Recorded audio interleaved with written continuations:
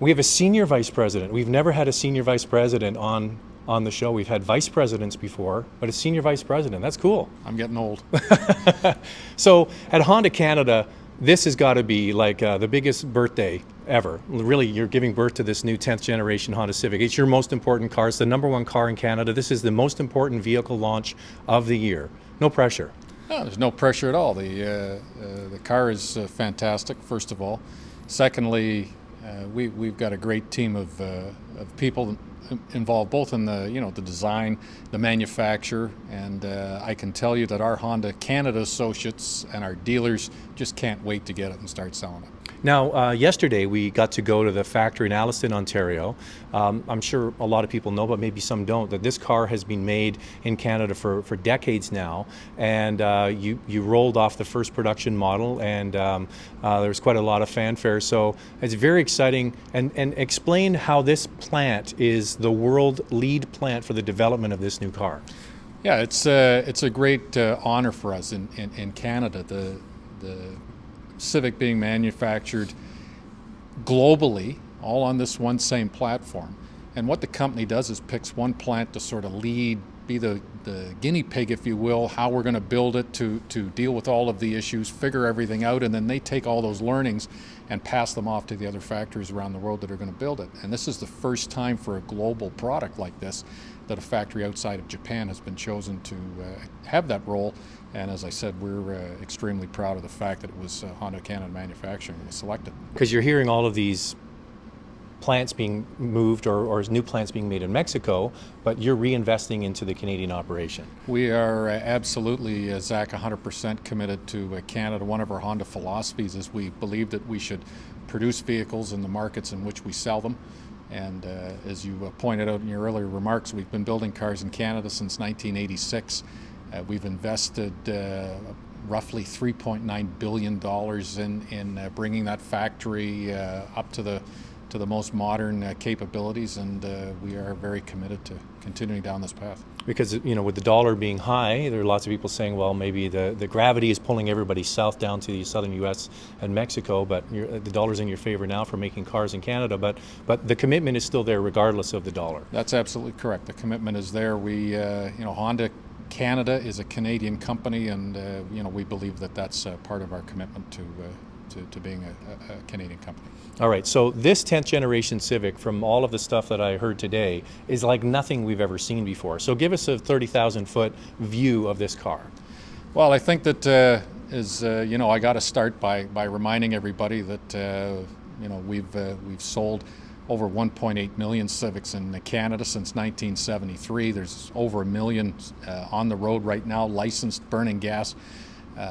So the cars have been fabulous right since day one. And our objective is to keep moving the bar forward, to keep in a leadership position.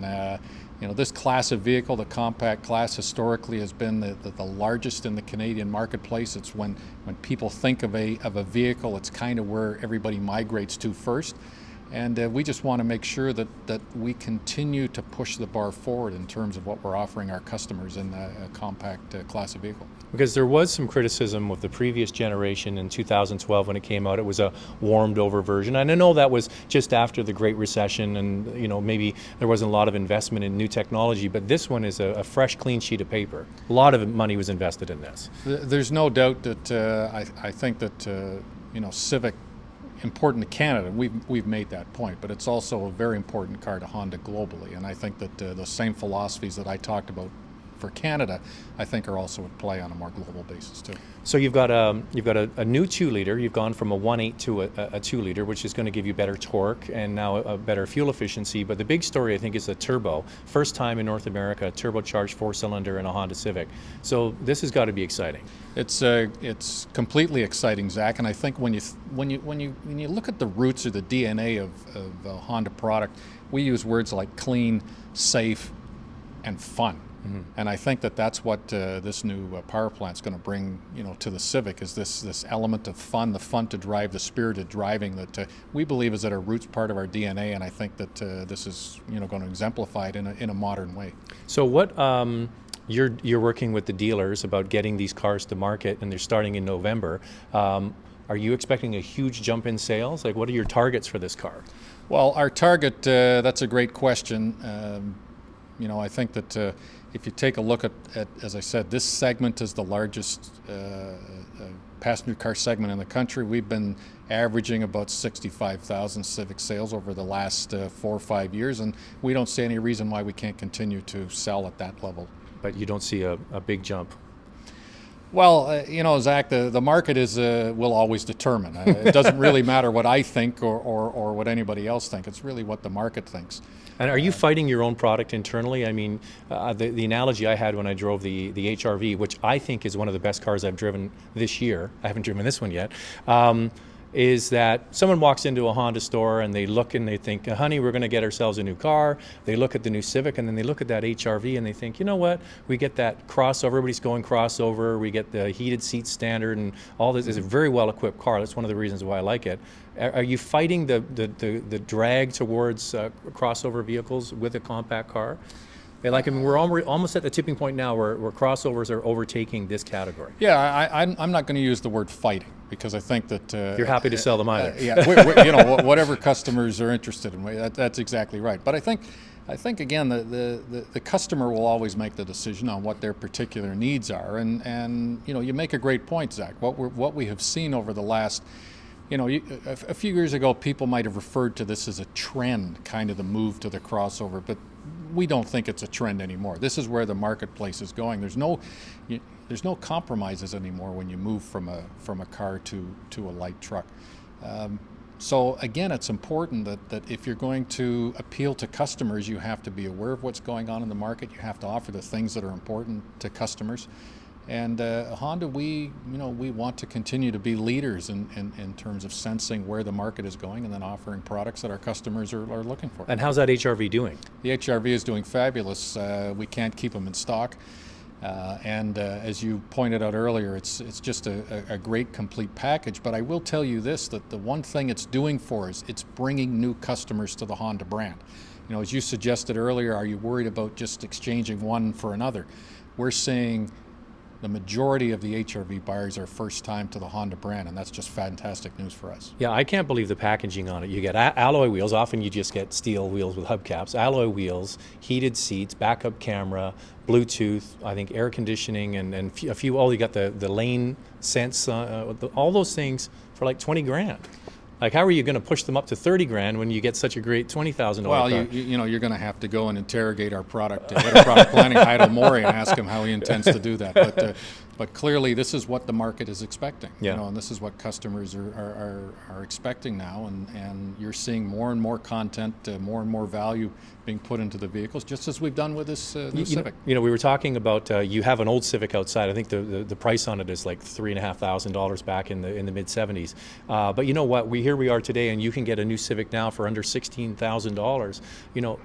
When you take into effect inflation, it's cheaper than it was back then, and you get everything in it.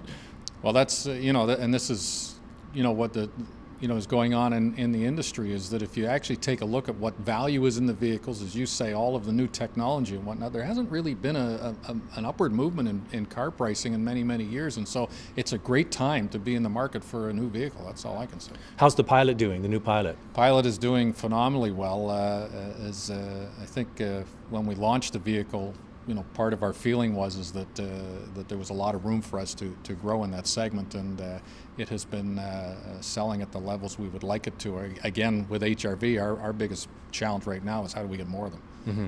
Now I'm going to bring up one subject at the end here, and that's the CR-V, which is, other than the Civic, your bestseller, second bestseller, I believe, and is a great product. Now you switch to a direct injection gas engine with a continuously variable transmission, and there's some owners that are noticing vibration at low speed and idle, and there doesn't seem to be a fix from Honda yet. Where are you on that?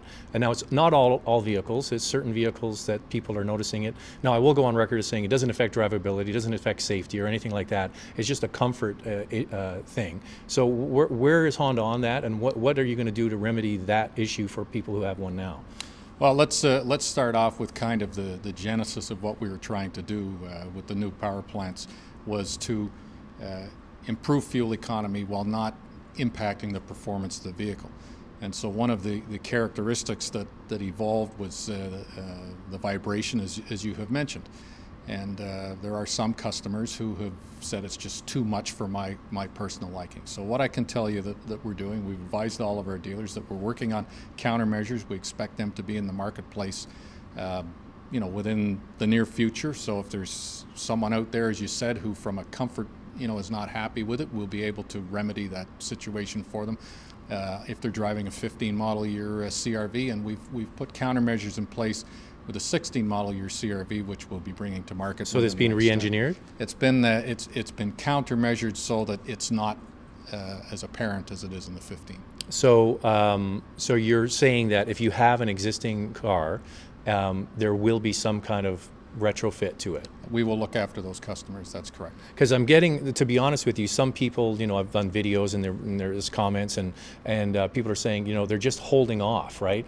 I mean, they want to buy the car because I still believe it's one of the best in the market. Yeah. But so what's your answer? But it's not a problem now. There is no need to hold off on buying a CRV, and if you own or will own a 15 that you're just not comfortable with it, we'll take steps to remedy that for you. And if you buy a 16 model year, we're quite confident that you won't have any issues. Do you have a timeline on that? I'm going to say near future, Zach. Let's Okay. just leave it at that. Well, good times at Honda. I'm guessing everybody's very excited. Everybody is more than excited. It's been a great year for us, and with products like this, we're looking forward to a great future. Thanks for your time. Thanks, Zach. First Senior Vice President. There you go. Make sure to subscribe, and if you want to watch a full review of the 2016 Honda Civic, click the picture on the left.